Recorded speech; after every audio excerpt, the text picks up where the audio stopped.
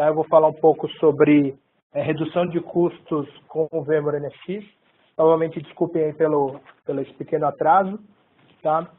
Bom, inicialmente eu peço para vocês, se tiverem alguma pergunta, se tiverem alguma questão, né, usar aí o quadro disponível de Q&A. Tá? Algumas perguntas a gente vai responder diretamente no próprio, durante a apresentação, tá? E algumas a gente vai, se houver tempo no final, a gente responde elas no final. Tá legal? Bom, meu nome é Caio Oliveira, tá? Eu sou especialista em NX aqui da América Latina, trabalho aqui nas principais contas do Brasil, tá? E quem vai estar me apoiando no Q&A vai ser o Irapuã Lima, tá legal?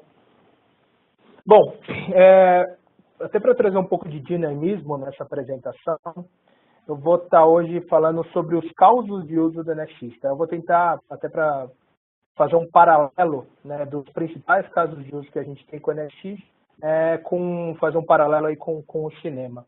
Tá?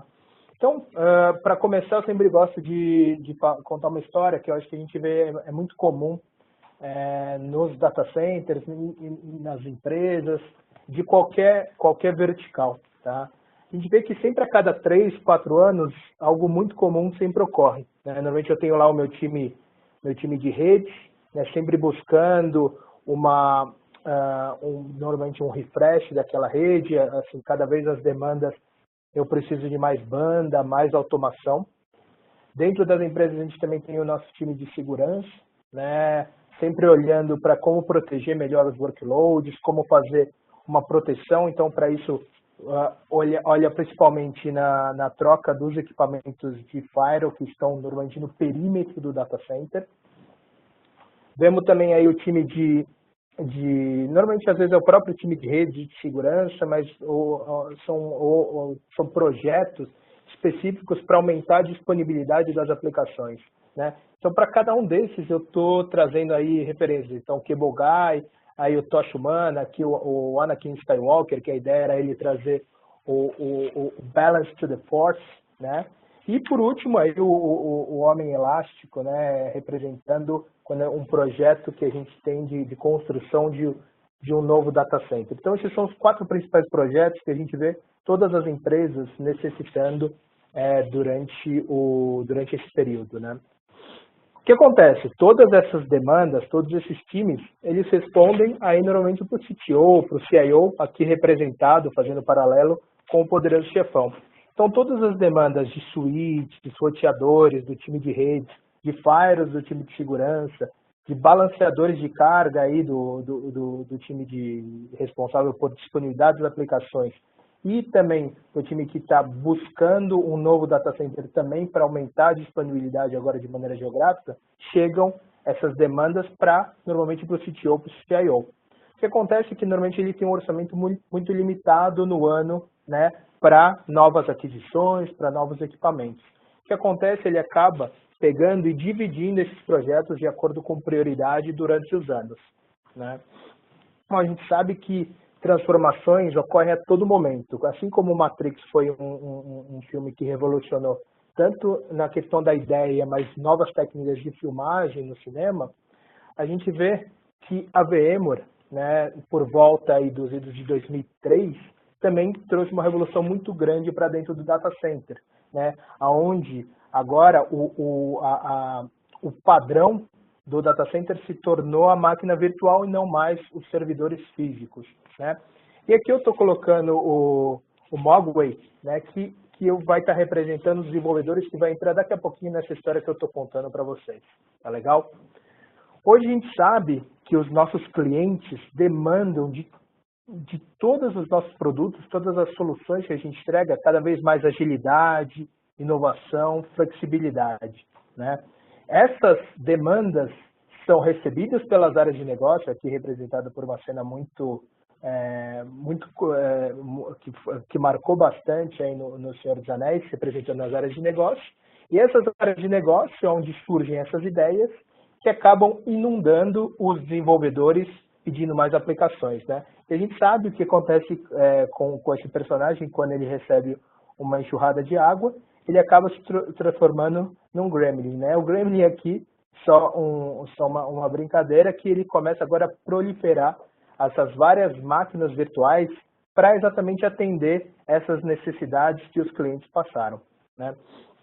Bom, essa enxurrada de VMs para essas novas aplicações, elas têm que ser controladas, têm que ser administradas aí pelo time de infraestrutura de TI. Então, o time de redes, o time de segurança, o time de balanceamento de carga, né? A gente sabe que quando essa demanda é muito alta, tem um fenômeno muito comum ocorrendo hoje, que é exatamente o fenômeno de Shadow IT, ou seja, eu consigo agora provisionar em nuvens públicas como a Amazon, a Azure, né, esses workloads de maneira muito mais rápida, que normalmente o time de infraestrutura de TI não consegue atender de acordo com a necessidade do negócio, né? Então, o que acontece agora é o time de infraestrutura indo atrás do CIO e do CTO, justificando o porquê daquela quantidade de equipamentos. Além disso, ele tem que estar também preocupado agora em workloads que não mais estão dentro do seu domínio, dentro do seu próprio data center, estão em nuvens públicas, e ele, da mesma forma, tem que continuar garantindo conectividade e segurança, né? E com isso, a gente vê que aquele orçamento que ele tinha, as despesas para atender isso acaba aumentando muito, né? Bom, e para evitar que aconteça que nem o Titanic, aí o data center acabe afundando, né? A gente traz aqui, né, representado pelo MacGyver, né, que ele com simples fósforo, com pequenas coisas, conseguia trazer inovações né, para resolver os seus problemas. E, colocando uma lupa aqui, a gente vê que o NX pode ajudar nesse caso, tá?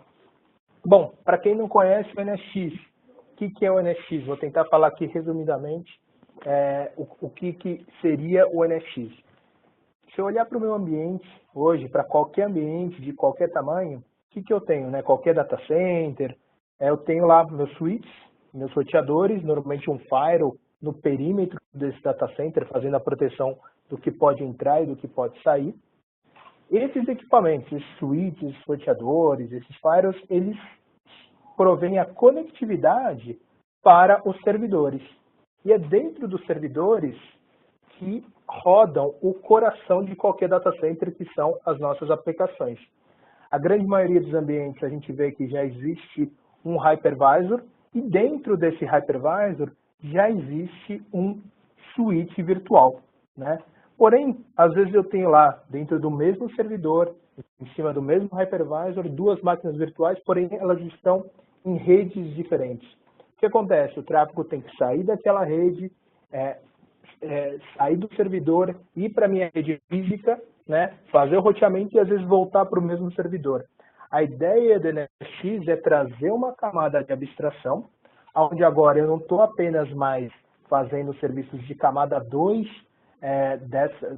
para essas máquinas virtuais, mas também todos os serviços associados à rede de segurança. Eu estou falando aqui de serviços de switching, né, ou seja, camada 2, serviços de roteamento, camada 3, balanceamento de carga, serviços de segurança. Lógico, não adianta nada eu ter uma solução que eu não consiga conversar com o meu ambiente físico, com workloads físicos, workloads até que não estejam sob o domínio do NX.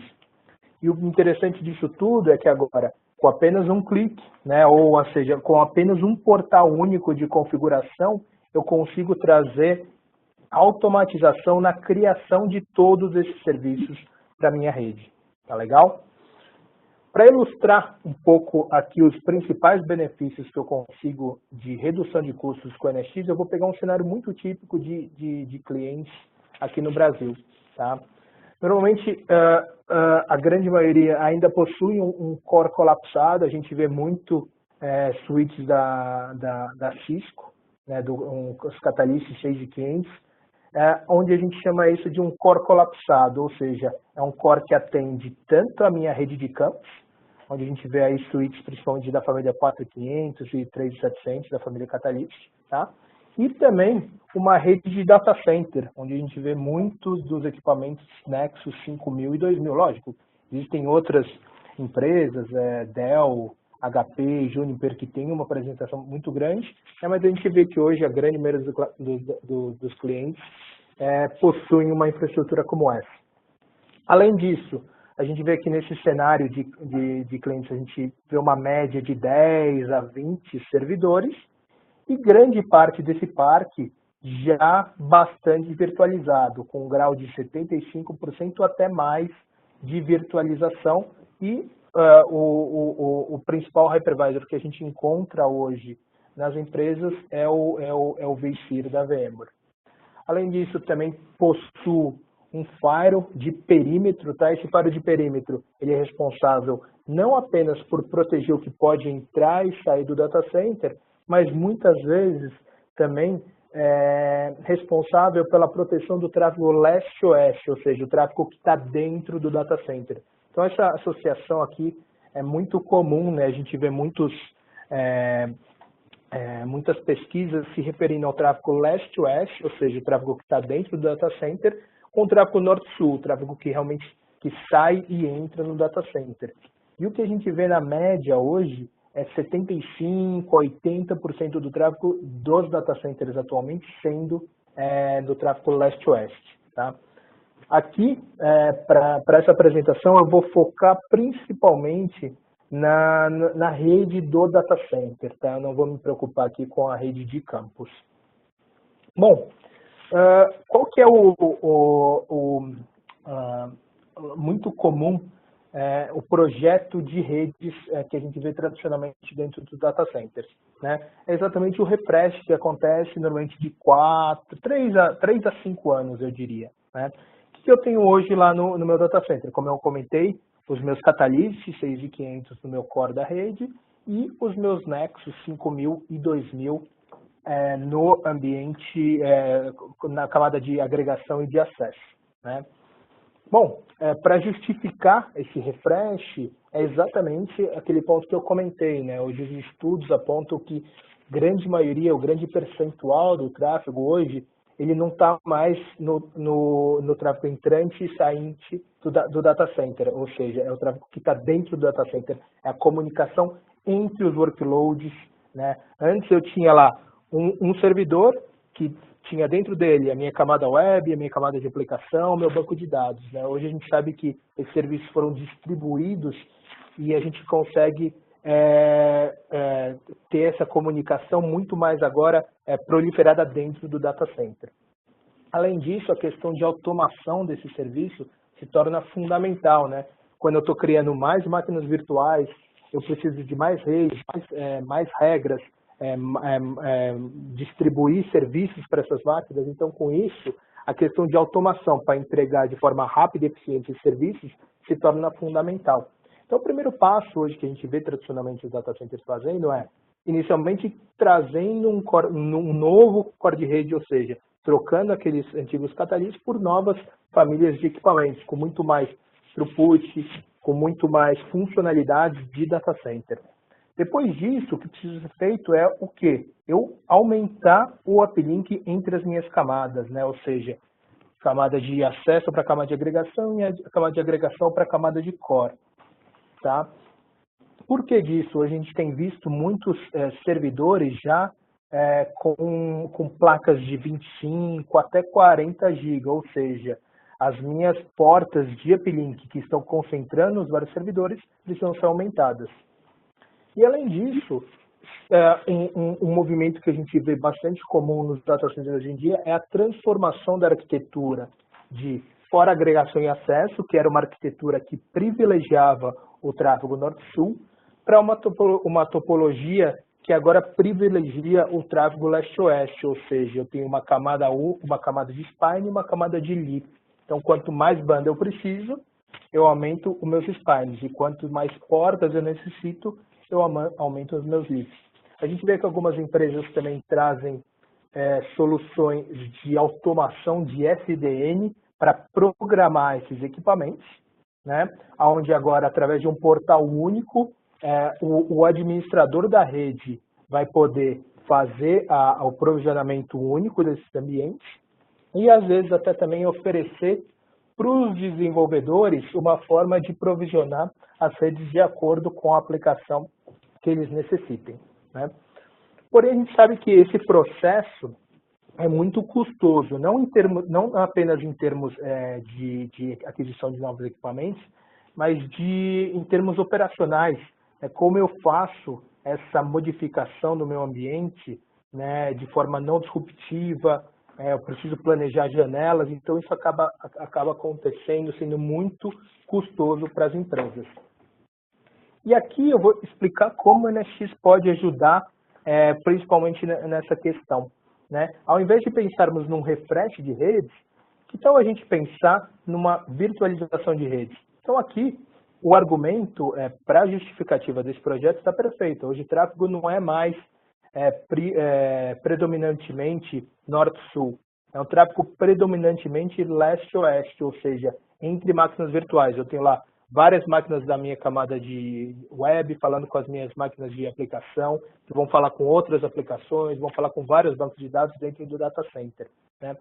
Então, a ideia é realmente pensar por que não, em vez de eu fazer a troca dos meus equipamentos, né, eu agora virtualizar para trazer uma otimização para esse tráfego leste-oeste. Né? Exatamente a ideia que o NSX traz, onde eu virtualizo na minha camada de abstração, dentro do hypervisor, eu vou criar lá os meus switches lógicos, os meus roteadores lógicos, tudo no nível do hypervisor, sem a necessidade de ter que modificar a minha rede física. Tá?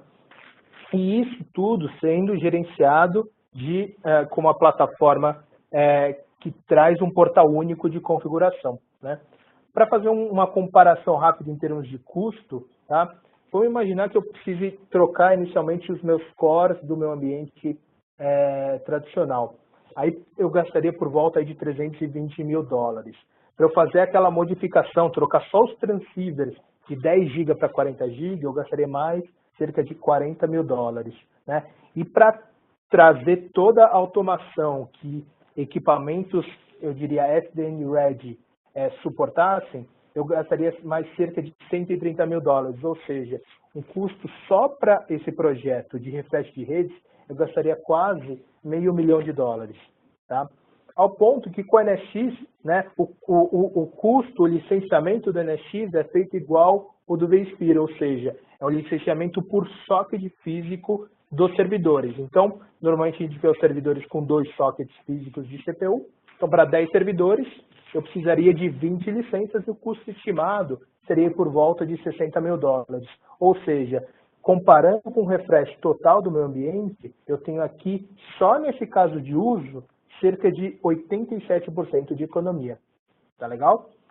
Bom, vou para o segundo projeto muito comum que a gente vê dentro do ambiente do data center, que é a questão da segurança. Né? A gente vê que hoje já existe uma proteção muito focada no perímetro, no tráfego que está entrando e saindo do data center, porém esses firewalls acabam também fazendo a proteção do tráfego leste-oeste. Então, um projeto muito comum é exatamente eu aumentar ou criar uma nova camada agora para o tráfego interno, ou seja, o tráfego leste-oeste. Né? Por que disso? Né? A gente vê que os custos anuais, quando as empresas têm uma invasão, têm uma falha de segurança, né, estão aumentando consideravelmente, ou seja, isso aqui só no custo total, né, que a gente vê aí nesse estudo, $445 bilhões. Lógico, as empresas já estão olhando isso, a gente vê que o percentual dos gastos de TI voltados para a segurança estão aumentando com o tempo, porém a gente sabe por referências que aconteceram, né, que alguns casos podem prejudicar muito a imagem da empresa. Né? Então, para isso, tenho 2 opções.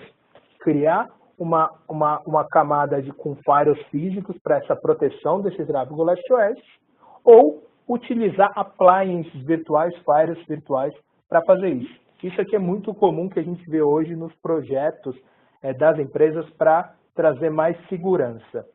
Como que o NSX ajuda nesse ponto? Aqui a gente está trazendo uma verdadeira revolução. Tá? Por quê? Aqui não tem segredo. Mais segurança interna, preciso de mais firewalls. Tá? Se eu for fazer isso com firewalls físicos, não só o custo, mas a complexidade operacional seriam muito difíceis de serem realizadas.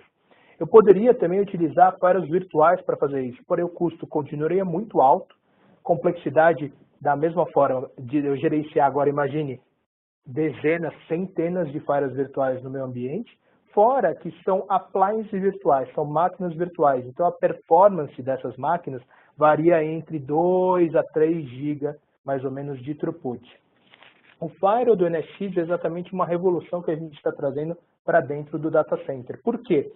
Esse firewall agora é um firewall stateful, até camada 4, que ele vai estar distribuído dentro do hypervisor, ou seja, eu consigo um custo muito menor, uma simplificação, porque agora eu gerencio isso tudo através de uma plataforma única, e por ele estar dentro do kernel, eu tenho uma performance muito alta, né? Ou seja, eu estou falando aí de aproximadamente 20 GB de throughput por host. Tá? Até para a gente fazer uma comparação, pegando aquele mesmo cenário inicialmente, né? Então, imagine que eu tenho lá aqueles 10 servidores, vamos colocar aí que eu tenho mais ou menos 20 máquinas virtuais por servidor, e cada uma dessas máquinas, eu tenho um total de tráfego de 400 MB para cada uma delas. Ou seja, eu precisaria apenas para esses 10 servidores proteger 80 GB de tráfego. Tá legal? Vamos fazer esse estudo agora imaginando um firewall físico. Tá? A gente vê que os firewalls físicos mais comuns no mercado conseguem tratar cerca de 20, 25 GB. Tá? Então, para tratar aqueles 80 GB, eu precisaria de 4 firewalls físicos. Então, o custo desse projeto seria por volta de 1,4 milhões de dólares. Vamos pegar agora um firewall virtual. A gente às vezes acha que o custo de um firewall virtual é mais barato por ser uma máquina virtual que o firewall físico, né? Desse mesmo fornecedor que eu utilizei aqui, o firewall virtual deles trata 1 GB, ou seja, para eu tratar aqueles 80, para tratar todos os 80 GB, eu precisaria de 80 desses firewalls virtuais. Aqui, olhando só em termos de aquisição, sem contar o trabalho operacional que eu teria, o custo só desse licenciamento seria por volta de 2 milhões de dólares. Né? Ao ponto de, com o NSX, como eu comentei, eu tenho 20 GB de throughput de firewall até camada 4 por servidor. Para 10 servidores, eu precisaria de 20 licenças, eu estaria entregando até mais do que os 80 GB, eu estou entregando aqui 200 GB de throughput, com custo estimado de 150 mil dólares. Ou seja, para esse segundo caso de uso aqui, né, uma economia de mais ou quase 90%. Tá? Vamos agora para o terceiro caso de uso, que é exatamente a questão de disponibilidade. Né? A gente vê que alguns principais desafios quando eu quero garantir a disponibilidade da aplicação. Primeiro aquela aplicação falhou, eu ter uma outra aplicação para rapidamente poder assumir e poder responder pelo tráfego necessário. Além disso, eu preciso escalar, né? Surgiu uma demanda emergencial ou uma demanda que aconteceu em dado momento, que agora eu preciso distribuir esse tráfego entre várias aplicações. Né? E outra questão interessante é definir o conteúdo que eu vou estar apresentando de acordo, por exemplo, aqui, eu quero que o conteúdo de uma pessoa que esteja acessando aquela aplicação do notebook dela seja de uma forma, ela está acessando do tablet seja de uma outra forma, do smartphone, às vezes, exatamente para não consumir tanta banda, para entregar de forma mais rápida, com algumas funcionalidades específicas para aquela plataforma. Né? Então, para isso aqui não tem segredo. Né? Eu preciso de um balanceador de carga para fazer isso. Esses balanceadores eles podem ser físicos ou serem balanceadores appliances virtuais para estar fazendo isso. Tá legal? Bom, como que o NSX ajuda nessa questão do balanceamento de carga? Né? Um dos grandes desafios hoje é quando eu começo a utilizar um balanceador, né? Eu estou tratando, por exemplo, 10 GB, eu preciso aumentar. Agora, eu preciso de mais demanda, eu preciso de mais carga no meu balanceador. Quando eu tenho um balanceador físico, eu tenho duas formas. Né? Alguns balanceadores possuem a capacidade de receber mais placas para aumentar esse ambiente, mas o que é muito comum a gente tem visto hoje é você ter que fazer a troca, ou seja, o rip and replace desses balanceadores. E quando é um balanceador virtual, o licenciamento é feito por balanceador, ou seja, se eu preciso aumentar agora o throughput, eu preciso comprar um outro licenciamento. Qual que é a diferença e o principal benefício do NSX? No momento que eu licencio aquele host, eu posso subir quantos balanceadores de carga eu quiser e quantos balanceadores aquele servidor, lógico, conseguir aguentar. Tá? O que é interessante, principalmente para ambientes de multi-tenant, essa funcionalidade se torna bastante interessante. Tá legal? Fazendo um estudo aqui, um cálculo bem rápido, tá? Então vamos imaginar que eu preciso aqui balancear 10 GB de tráfego. Se eu tiver que fazer isso com um balanceador físico, meu custo estimado de 2 balanceadores, lógico, garantindo alta disponibilidade, eu teria por volta aí de 130 mil dólares. Se eu usar balanceadores virtuais, o custo cai um pouco. Eu gastaria aí por volta de um projeto desse de mais ou menos 100 mil dólares. E com o custo do NSX, né, licenciando 2 hosts, eu gastaria por volta aí de 30 mil dólares, ou seja, uma economia de mais de 65%, mais de 68%. Né? E o que é interessante, eu preciso agora aumentar de 10 GB para 20, 30 GB. Né? Eu teria que ou adquirir novos firewalls físicos, ou colocar um módulo físico para aguentar mais capacidade, ou adquirir mais licenças dos balanceadores virtuais, mas no caso do NSX, aqueles hosts simplesmente eu poderia subir um novo balanceador virtual, né, sem custo algum, para atender essa nova demanda de tráfego. Tá legal? Bom, e por último, exatamente a questão de extensão de redes. Tá? Quando a gente precisa fazer extensão de redes entre 2 sites, né, o que acontece? Né? A gente sabe que a questão de extensão, de mobilidade, de cloud está muito, que o próprio Gartner aponta como uma das prioridades do CIO. Tá? Então, para isso, o que eu preciso ter? Lógico, se tem um outro data center, né? Porém, as funcionalidades de extensão, elas normalmente exigem, tradicionalmente, no que a gente vê hoje dos principais players nessa questão, nesse mercado, é que eu tenha os mesmos equipamentos dos 2 lados. E esses equipamentos que vão possibilitar essa extensão de Layer 2 para os 2 data centers, ou seja, eu criar uma mesma rede que vai estar disponível nos 2 sites. Né?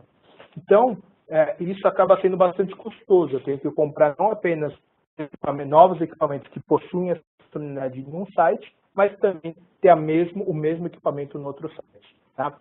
Como é que o NSX ajuda nesse ponto? Primeiro, né, como eu crio uma camada de abstração, eu posso ter o fornecedor A no site A, por exemplo, e o fornecedor de redes B no site B. Ou seja, a gente é agnóstico à plataforma de rede física que está acontecendo. Por quê? Essa funcionalidade de extensão vai ser o NSX que vai estar entregando para a aplicação.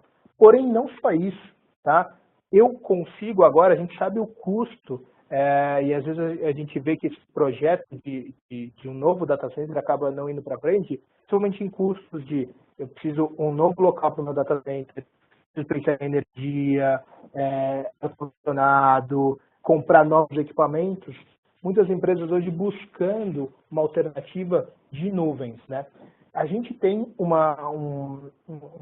um programa que se chama VMware vCloud Air Network, onde vários parceiros já possibilitam isso para os clientes de fazer a extensão dos workloads, porque esses clientes eles já rodam o NSX, eles já na infraestrutura deles já possuem o NSX.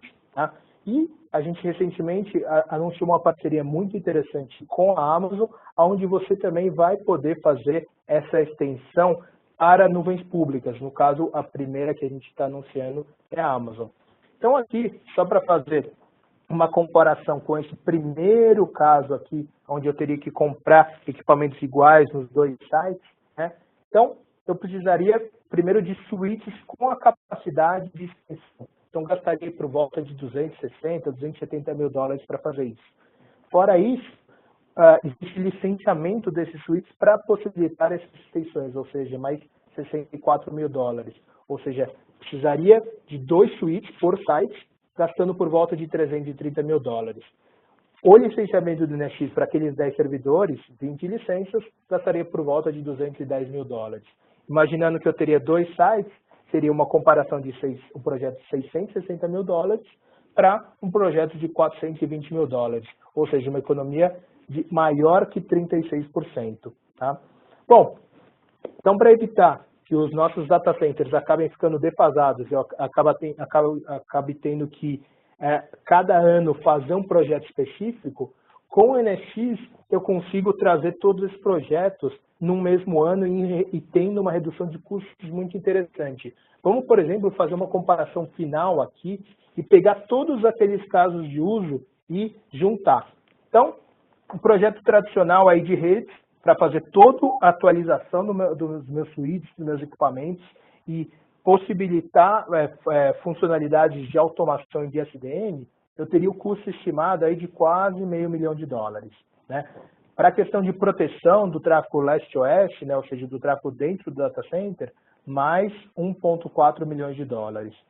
Para a questão de balanceamento de carga dessas aplicações, mais aí um projeto de 134 milhões. E para a questão de extensão de site, considerando apenas a aquisição que eu precisaria para um site, mais $330 mil. Ou seja, o custo estimado que eu gastaria para esses 4 projetos combinados seria por volta de $2,3 milhões. Ao ponto que quando eu pego o NX, eu não preciso fazer nenhuma modificação, nenhuma aquisição de equipamentos físicos, tá? Eu coloco o NX na minha camada de virtualização e trago todos esses serviços de roteamento virtual, load balance, firewall, VPN, extensão entre sites ou entre nuvens, como eu comentei, né? Sendo gerido por uma plataforma, um portal único, diferente de cada um desses projetos que eu comentei do lado esquerdo, onde cada um deles teria sua ferramenta de gerenciamento, né? E o custo estimado seria $210 mil, ou seja, uma economia de quase mais de 90%. Né? E com isso a gente agora consegue até trazer, né, pegar aqui o poderoso chefão, o CTO, e trazer um sorriso para eles. Legal, pessoal? Bom, consegui aqui fazer minha apresentação no tempo, desculpe se eu corri um pouco, mas eu queria deixar agora aberto esse espaço para perguntas, caso vocês tenham. Deixa eu ver aqui com o Irapô se a gente tem alguma pergunta aqui no chat que eu possa responder. Ótimo, tem uma pergunta aqui. Temos uma filial com host X e firewall físico, conectado a nós por VPN e roteamento BGP. O Firewall NX oferece suporte a esse cenário? Então, a resposta é sim. Tá? Eu não comentei aqui, né, mas o NX hoje ele também oferece serviços de VPN. Tá? Então, eu tenho 3 serviços disponíveis no NX para fazer VPN. Um deles é o SSL VPN, onde eu posso ter usuários com clientes, ou mesmo sem cliente acessando alguns workloads específicos. Tenho a possibilidade de fazer IPsec VPN, ou seja, eu poderia pegar essa filial, esse firewall físico, ele deve suportar a IPsec e fazer uma comunicação com o meu data center. E uma terceira opção é o Layer 2 VPN, onde eu crio na questão de extensão entre sites, eu posso ter a mesma rede nos 2 sites, né, com o mesmo endereçamento através do Layer 2 VPN. Tá legal? Espero que tenha respondido essa questão.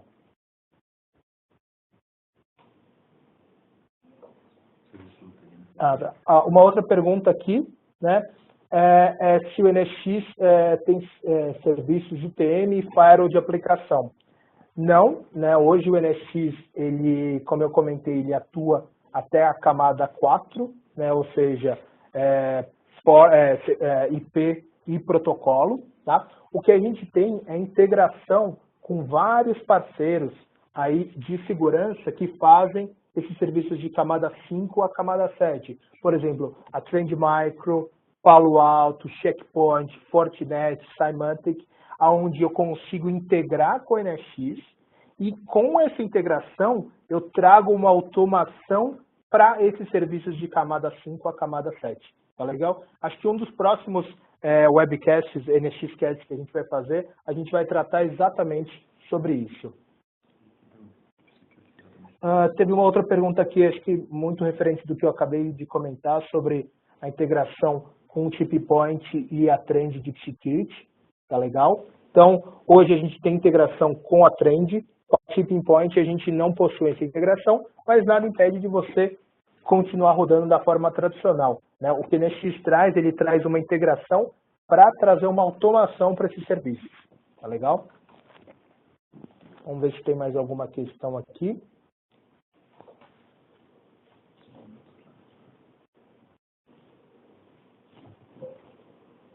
Bom, por enquanto, pessoal, se vocês quiserem fazer perguntas, tem aí o campo de perguntas e respostas, né, que a gente está respondendo agora.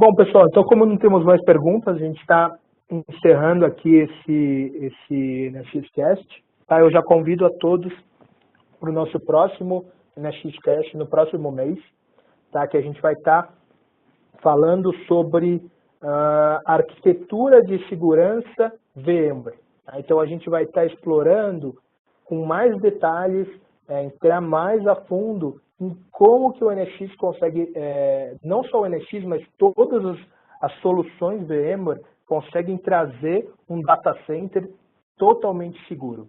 Tá legal? Opa, peraí, pessoal, tem uma última pergunta aqui. O NSX tem todas as funcionalidades independente do hardware utilizado? Ou certas funcionalidades só existem no hardware VMware? Tá. Assim como o vSphere, tá? A nossa ideia é ser uma camada de abstração independente do hardware físico. Tá? Então, hoje você pode rodar o NSX independente dos seus equipamentos de rede, sejam eles da Cisco, da Juniper, da HP, da Dell, de quem for. Né? As únicas necessidades que eu preciso para rodar o NSX, alguns serviços, dependendo, alguns eu não preciso fazer modificação nenhuma, como, por exemplo, a microsegmentação. O Firewall distribuído no NSX não exige nenhuma modificação na minha rede física, tá? Mas para algumas funcionalidades, como o roteamento distribuído, switching distribuído, eu preciso, primeiro, ter conectividade IP entre os servidores, que eu já tenho na grande maioria dos data centers, e o segundo é um IBTU maior que 1.600. Por quê? A gente, na camada de abstração, a gente utiliza o protocolo VXLAN para fazer essa abstração. Então, por isso, mas hoje é muito raro não existir um equipamento de rede física que não suporte o MTU maior que 1.600 nos data centers. Bom, pessoal, obrigado.